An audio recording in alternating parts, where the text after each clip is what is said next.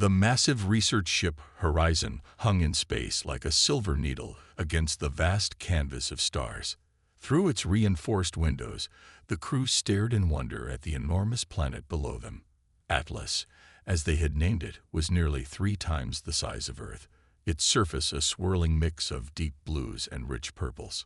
Captain Tom stood at the ship's main viewport, his weathered face reflected in the thick glass. He had explored 17 planets in his 20 years of space travel, but none like this. The sensors showed gravity levels that should make survival impossible for humans, 2.5 times stronger than Earth's pull. "Sir," called Mike from his station at the science console, his voice tight with excitement. "You need to see this." His fingers flew across the holographic display, bringing up a series of readings. "We're picking up energy signatures. They're faint, but they're there. And they're artificial." The crew gathered around the display, their faces lit by its blue glow. The readings showed clear signs of civilization. Geometric patterns too perfect to be natural, energy pulses too regular to be random. Someone, or something, had built structures on this massive world. "Prep the landing shuttle," Tom ordered, his voice steady despite his racing heart. "We're going down there." 6 hours later, the exploration team stood on Atlas's surface, their enhanced gravity suits working overtime to keep them upright. The air was thick but breathable, tasting like mint and metal. Around them stretched ruins of what must have been a mighty city, with buildings tall enough to pierce the clouds. "Look at the size of these doorways," whispered Lisa, the team's archaeologist. She stood next to an entrance that would have allowed a 3-story building to walk through. Whoever built this place was huge. They moved carefully through the ruins, their boots leaving prints in dust that might have lain undisturbed for centuries. Their lights cut through the perpetual twilight caused by Atlas's distant sun, revealing wall carvings that told stories of beings that seemed impossible, creatures that stood as tall as Earth's ancient redwood trees. A deep rumble stopped them in their tracks. At first, they thought it was an earthquake, but then the sound resolved into words. Words that came from everywhere and nowhere at once. "Small ones," the voice said in perfect English, somehow translated through their universal communicators. "You are brave to walk where giants once ruled." The ground before them shifted, and they stumbled back as something rose from beneath the surface. It was a lift platform, large enough to hold a small house, and on it stood a being that made them question everything they thought they knew about life in the universe. It was humanoid, but massive, at least 12 feet tall, with skin that looked like polished granite and eyes that glowed like distant stars. Its muscles rippled with the casual strength needed to move naturally in this crushing gravity.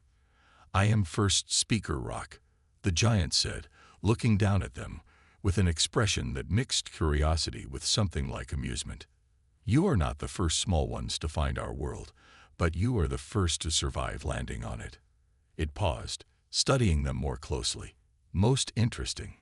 More platforms rose from the ground, bringing more giants. The humans found themselves surrounded by beings who could have crushed them by accident. But instead of fear, Captain Tom felt something else: excitement. This was why humanity had reached for the stars, to find wonders beyond imagination. "We come in peace," Tom said, his voice clear and strong despite having to look almost straight up to meet the giant's gaze. "We are explorers from Earth, seeking to learn about worlds beyond our own." Rock's laughter rumbled like distant thunder. "Explorers? On a world that could crush you with its mere existence." The giant's eyes gleamed with newfound interest. "Perhaps you small ones are more interesting than we thought. Come. There is much to discuss about your presence here on Atlas." As the humans followed their massive hosts into the hidden city beneath the ruins, none of them realized they were about to face the greatest test humanity had ever encountered. A test that would prove once and for all what humans were truly capable of. Deep beneath the surface of Atlas, the human exploration team found themselves in a vast chamber that seemed to stretch for miles. Glowing crystals in the ceiling cast a soft, golden light over everything. The giants had built an entire civilization underground, away from the fierce storms that regularly swept across the planet's surface. Captain Tom and his team sat at a massive table, feeling like children at an adult's dinner party. Everything was built to giant scale. The chairs, the doors, even the cups of strange, glowing liquid they'd been offered were the size of buckets. Rock, the first speaker, stood at the head of the table. Other giants filled the chamber, their heavy footsteps making small tremors in the floor with each step. Some looked at the humans with curiosity, others with clear doubt. "Your arrival presents us with a problem," Rock said, his voice echoing off the crystal walls. "No small species has ever survived here. Those who came before you died trying, their bodies too weak for our world." Lisa, who had been studying the giants' writing on the walls, spoke up. "But we're different. We've already developed gravity suits to help us move around." An older giant with crystals growing from his shoulders laughed. The sound was like rolling boulders. "Technology is a crutch," he said. "What happens when it fails? This world will crush you." "Then let us prove ourselves," Tom said, standing up despite the crushing weight of Atlas's gravity. Even with his suit, every movement was like swimming through thick mud. "Give us a chance to show what humans can do." The giants whispered among themselves, their voices creating a rumble like distant thunder. Finally, Rock raised his hand for silence. "Very well," he said. "We offer you this challenge. Survive on Atlas for 1 solar cycle. Establish a settlement. Learn to live with the gravity, the storms, the megafauna. If you succeed, you may stay, and we will share our knowledge with you. If you fail—" He didn't need to finish the sentence. Mike checked his tablet. "1 solar cycle here is equal to 14 Earth months," he whispered to Tom. "And what about our ship? Our crew in orbit?" Tom asked. "They may remain to observe," Rock said, "but no help from orbit. You must survive on the surface or below it, as we do." Tom looked at his team. Lisa's eyes were bright with excitement. Mike was already running calculations on his tablet. Even the security officer, Bill, who hadn't said a word since they'd descended, gave a determined nod. "We accept," Tom said. The chamber erupted in more thunder-like murmuring. Rock raised an eyebrow, a very human gesture that surprised Tom. "You accept too quickly," Rock said. "You don't yet understand what you face. The gravity is just the beginning. Our storms can tear apart mountains. Our predators hunt in packs and can bring down prey bigger than your largest ships. The very air is thick enough to wear down your machines." "That's exactly why we accept," Tom replied. "Humanity has always pushed its limits. We've survived ice ages, crossed oceans, climbed mountains, and reached the stars. Every challenge has made us stronger." A younger giant stepped forward. "They will die within a month," he said to Rock. "Their bones will snap like twigs." "Perhaps," Rock replied. "Or perhaps they will surprise us." He turned back to Tom. "You have 3 Earth days to bring down what you need from your ship. After that, you're on your own until the cycle ends." As Tom and his team were led back to the surface to contact their ship, they could feel the weight of what they'd agreed to. 14 months on a planet that could kill them with its gravity alone. But there was also excitement in their steps. "Did you see their technology?" Mike whispered. "Those crystals, the energy systems they must have." "And their history," Lisa added. "Think of what we could learn." Tom smiled. The giants had given them a challenge, thinking it would scare them away. Instead, they'd given humanity exactly what it needed, a chance to prove itself. "Contact the ship," he said as they reached the surface. "Tell them to prepare for immediate landing. We've got a world to survive." Dr. Bell stood in the newly established medical lab of Haven Settlement, staring at the bone scans displayed on the wall. 2 weeks had passed since the Horizon landed, bringing down everything they could need for their 14-month stay on Atlas. Already, the changes in their bodies were clear. And not all of them were good. "Look at this," she said to Captain Tom, pointing at the glowing images. The gravity is compressing our spine and leg bones. At this rate, we won't last 3 months, let alone 14. The medical lab was one of the first buildings they'd set up, built half underground for protection against Atlas's fierce storms. The walls hummed with power from their generators, keeping the crushing gravity at bay through carefully placed gravity reduction fields. "What about the bone-strengthening treatments?" Tom asked, rubbing his aching shoulders. Even with their suits, everyone felt like they were carrying a heavy backpack all the time. Dr. Bell pulled up another image.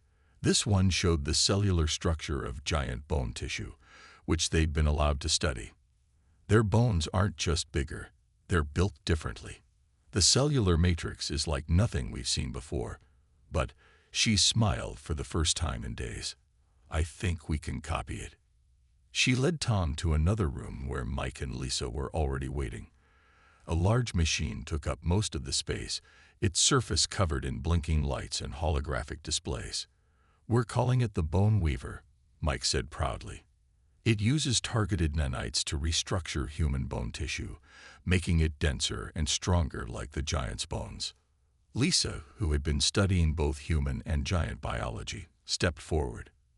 "The giants didn't think we'd figure this out so quickly. They've been watching us, you know. I see them at the edge of the settlement sometimes." "Will it work?" Tom asked, looking at the machine with a mix of hope and worry. "We tested it on lab samples first," Dr. Bell said. "The results were promising. Now we need a volunteer for the first human trial." The room fell silent. The treatment would be painful. They all knew that. Restructuring bone tissue meant breaking it down and rebuilding it, bit by bit. "I'll do it," said Bill, who had just walked in. The security officer had been struggling more than most with the gravity, but had never complained. "Better me than one of you science types. You need to keep your heads clear to figure out what comes next." The procedure took 6 hours. They all stayed to watch as the Bone Weaver did its work. Bill lay in the machine, gritting his teeth as blue light pulsed over his body. The nanites went in through careful injections, targeting his bones one section at a time. When it was done, Bill stood up shakily. Dr. Bell ran her scanner over him, her eyes widening at the results. "It worked," she whispered. "The bone density has increased by 40%. It's not giant level, but it's getting there." Over the next few days, they watched Bill carefully. He was sore, but moving better than he had since landing. By the end of the week, he could walk without his gravity suit for short periods, something that should have been impossible. The giants noticed. Rock himself came to visit the settlement, ducking his massive head to enter their buildings. "Interesting," he said, watching Bill demonstrate his new strength. "You chose to change yourselves rather than rely solely on machines. We did not expect this." "Adaptation. That's what humans do," Tom said proudly. "We adapt. We evolve. We survive." Rock nodded slowly. "Perhaps, but bones are just the beginning. Our world has many more challenges for you, small ones. The storms are coming, and they will test more than just your bones." As if to emphasize his words, thunder rolled across the valley. The first storm season of their stay on Atlas was approaching, and they would need more than strong bones to survive what was coming. Dr. Bell was already heading back to her lab. "Time to work on waterproofing the settlement," she said. "And maybe we can learn something from how the giants weather their storms too." The sky turned purple-black, like a giant bruise spreading across Atlas's atmosphere. Haven Settlement's warning sirens filled the air with their deep, pulsing sound. Through the reinforced windows of the control center, Captain Tom watched clouds gather that made Earth's worst hurricanes look like gentle rain showers. "How long until it hits?" he asked Mike, who hadn't left his weather monitoring station in 12 hours. 20 minutes, Mike replied, his fingers dancing across multiple screens. "And it's bigger than anything we've seen yet. The wind speeds," he shook his head, "they're off the charts." The settlement had weathered 3 smaller storms in the past month, but this one was different. This was the megastorm the giants had warned them about, the kind that could reshape valleys and tear apart mountains. All teams report in, Tom called over the settlement's comm system.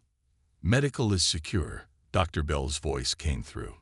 All samples and equipment locked down. Bone Weaver is safely powered down. Engineering team ready, Lisa reported. Power core is protected. Backup generators are online. Security team in position, Bill added. His voice was stronger now, thanks to his enhanced bones. All residents are in the underground shelters. They had spent weeks preparing for this moment. The original settlement buildings on the surface were now just decoys. The real haven was underground, built in a network of reinforced caves they had carved out of the rock. The design was inspired by both Earth's ancient cave dwellers and the giants' own underground cities. A massive shadow fell over the control center's window. It was Rock, the giant elder, coming to check on them one last time. The storm approaches, he said, his voice carrying even through the thick walls. There is still time to shelter in our city. Many of us believe you won't survive this in your smaller constructions. Tom smiled and shook his head. Thank you, but no. We built Haven to handle this. We'll prove it today. Rock's expression was unreadable, but he nodded. Then we will watch and learn. He turned and strode away, each step marking him against the darkening sky until he disappeared into a hidden entrance to his own city. The storm hit like a hammer of the gods. The wind came first, howling with such force that it made the reinforced walls vibrate. Then came the rain, drops the size of fists, made heavier by Atlas' crushing gravity. They struck the surface buildings like artillery shells. Underground, in the real haven, the humans gathered in the central chamber. They could feel the vibrations of the storm through the rock, but their walls held firm. The power grid hummed steadily, keeping their gravity shields and life support running. Surface temperature dropping, Mike reported from his station. The storm is pulling cold air from the upper atmosphere. We're seeing ice formation. They watched through their camera feeds as their surface buildings were tested to their limits. One of the storage sheds was torn apart, but it was empty. A deliberate sacrifice to learn from the storm's power. Hours passed. The storm raged overhead like a living thing trying to dig them out. But deep underground, Haven's residents gathered in the common area, sharing meals and telling stories. Children played games, barely noticing the thunderous sounds above. When the storm finally passed, 16 hours later, the surface of Atlas had changed. New lakes had formed where none had been before. Some hills had been reshaped, and the landscape was dusted with ice crystals that glittered in the dim sunlight. But Haven stood firm. The underground network of chambers and tunnels had protected everyone and everything important. The surface buildings that remained had done their job, channeling the storm's force away from critical areas. Rock returned as they emerged to survey the damage. He found Tom already organizing repair teams, using the settlement's small but efficient robots to clear debris and rebuild. Interesting, Rock said, looking around. You did not try to fight the storm with strength. Instead, you let it pass over you, like water around a stone. Sometimes survival isn't about being the strongest, Tom replied. It's about being the smartest. We studied how your people build underground, combined it with our own history of cave dwellings, and added our modern technology. We adapted. Rock was quiet for a long moment. Then he said something that surprised them all. Perhaps we too can learn something from you small ones. 5 months had passed since the humans first arrived on Atlas. Inside Haven's exercise chamber, Jack stood on shaky legs, his gravity suit powered down for the first time.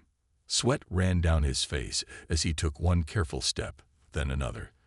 Dr. Bell watched closely, her medical scanner humming as it recorded every movement. Your bone density is holding steady, she said, excitement creeping into her voice. Heart rate is high but stable. How do you feel? Jack managed a grin despite the crushing weight pressing down on every inch of his body. Like I'm carrying 3 of me on my back. But I'm standing. The chamber was filled with exercise equipment they had specially designed for Atlas's gravity. Weighted suits, resistance bands strong enough to hold a truck, and swimming pools where the water's weight alone could crush an unmodified human. Every resident of Haven spent 4 hours a day here, preparing their bodies for the planet's conditions. Captain Tom entered the chamber, followed by Rock. The giant had become a regular visitor to Haven, watching humanity's progress with growing interest. "Show them," Dr. Bell said to Jack, giving him an encouraging nod. Jack took a deep breath and began to walk. Not the stumbling steps of earlier attempts, but steady, purposeful strides. His muscles, enhanced by both the bone weaver's treatments and months of specialized exercise, flexed smoothly under his skin. 2 months ago, he couldn't stand without a suit, Dr. Bell explained to Rock. Now look at him. Rock watched silently as Jack completed a full circuit of the chamber. "You have changed your bodies," he observed. "Not just your bones, but your muscles, your hearts, even the way you breathe." "We had to," Tom said. "The gravity suits were just a temporary solution. To truly live here, we needed to adapt." Lisa, who had been monitoring Jack's progress from a nearby console, spoke up. "We studied how your people's bodies work, with your permission, of course. Then we found ways to help our bodies develop similar traits." "The children show the most dramatic changes," Dr. Bell added, pulling up a holographic display of medical scans. "Those born here, or who arrived very young, are already developing denser bones and stronger muscles naturally. In a few generations, we might not need the bone weaver at all." Jack had reached the far wall of the chamber. Instead of turning back, he faced the running track that circled the room's perimeter. Everyone fell silent as they realized what he was planning. "Jack," Dr. Bell warned, "we haven't tested." But Jack was already moving. His first steps were quick, then quicker. Soon he was jogging, each impact with the ground sending tremors through the chamber. His face was red with effort, but he was smiling. "Heart rate 180 and climbing," Lisa reported, watching his vital signs. "Blood oxygen holding steady. He's doing it." Jack broke into a full run.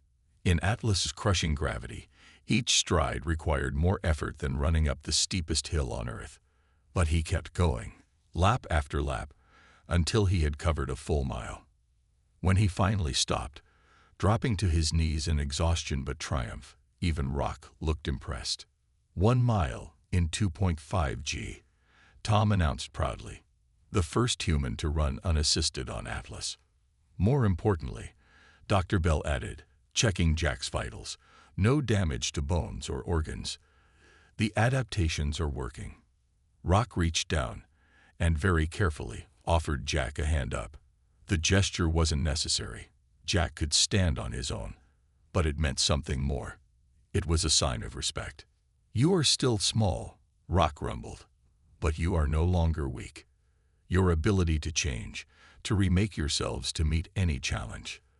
This is a strength we did not expect." Jack stood tall, despite being less than half Rock's height. "We're not done yet," he said. "This is just the beginning. Soon we'll be running everywhere, building on the surface, maybe even playing sports in Atlas gravity." "Sports?" Rock's eyebrows rose. "Now that," he said with what might have been a smile, "I would like to see." Maria crouched behind a massive purple fern, her enhanced muscles barely feeling the strain of Atlas's gravity anymore. Through the morning mist, she watched the tracks of the Thunder Walker, the largest predator on this part of the planet. Each footprint was big enough to hold a small car. "Target is moving north," she whispered into her communicator. "Bill, are you in position?" "Ready at the ridge," Bill's voice crackled back. "These things hunt in the valleys. It'll come this way."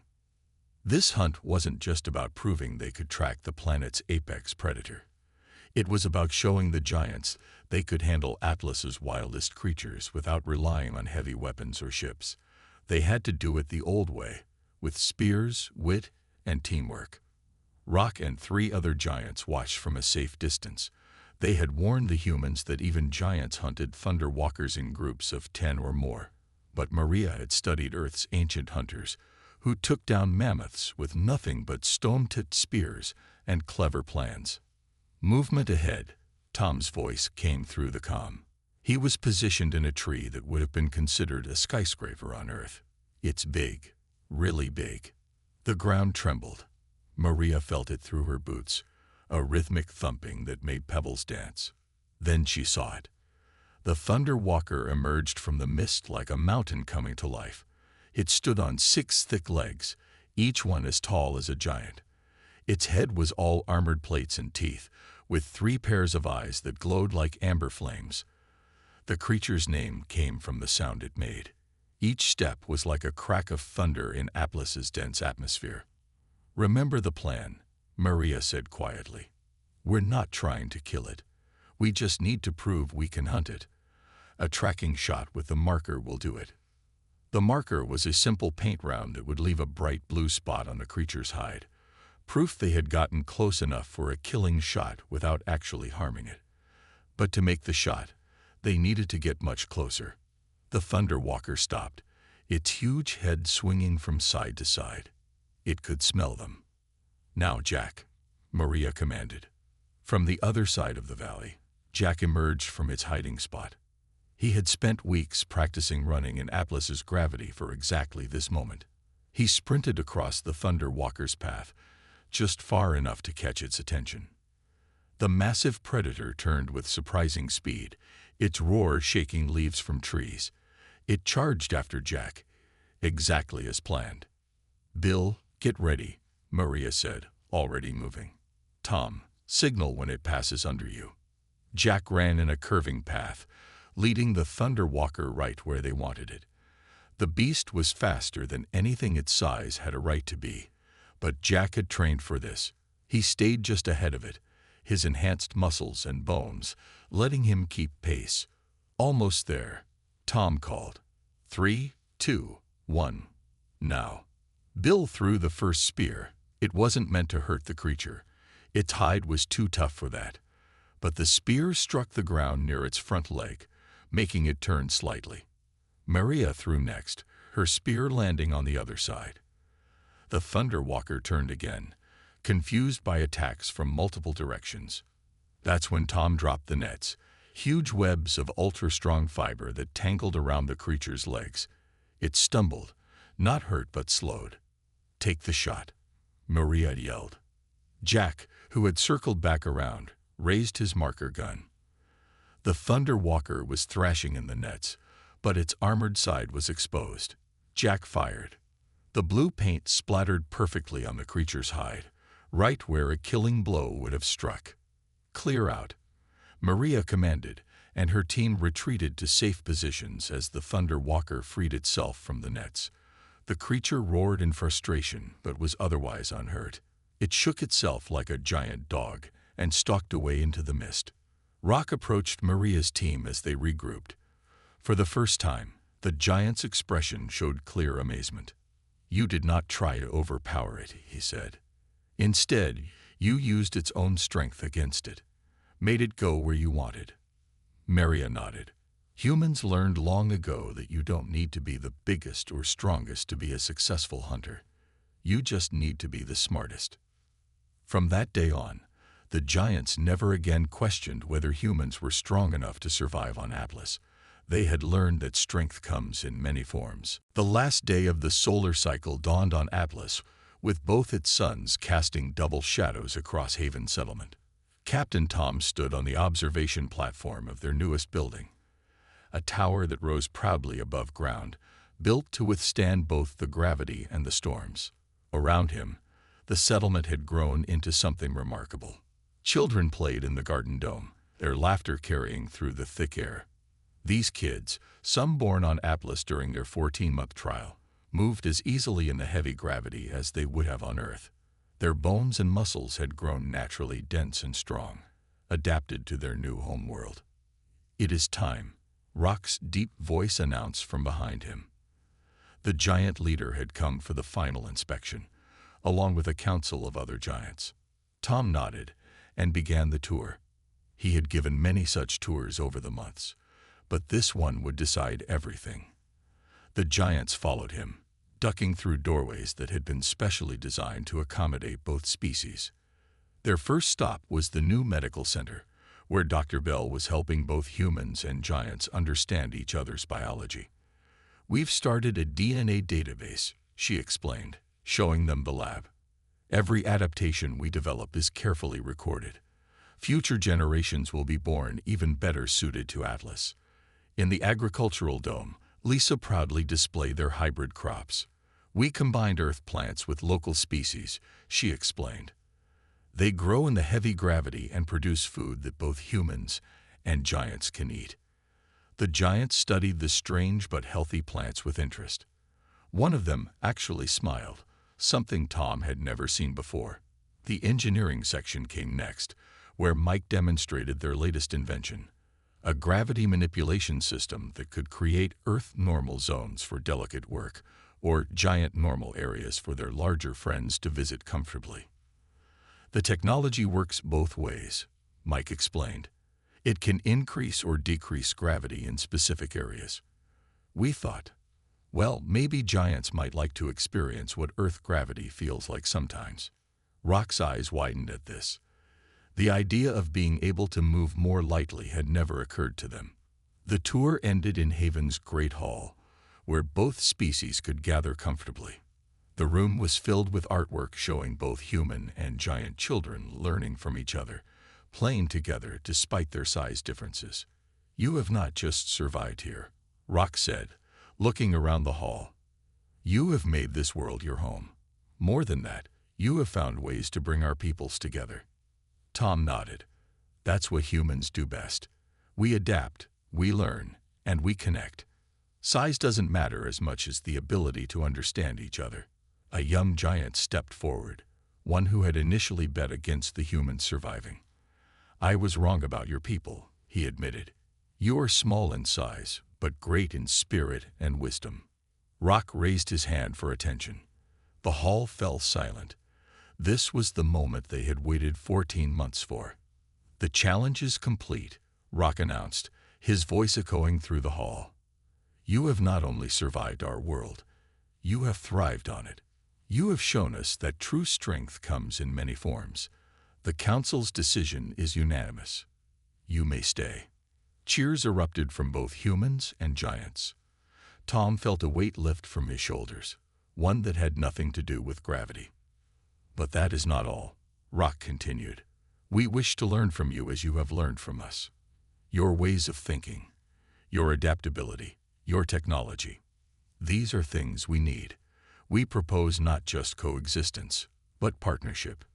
Tom looked around at his people, at Bill's proud stance, at Maria's confident smile, at Jack running easily in the heavy gravity, at the children who knew no other home but Atlas. They had done more than just survive. They had opened a door to a new future for both species. "Partnership," Tom agreed, reaching up to shake Rock's massive hand. "After all, the universe is a big place. We'll explore it better together." As the celebration began around them, a child's voice rose above the noise. "Does this mean we can finally have that human-giant sports league?" Laughter, both the rumbling thunder of giants and the lighter sounds of humans, filled the hall. On Atlas, the impossible had become possible, and this was just the beginning.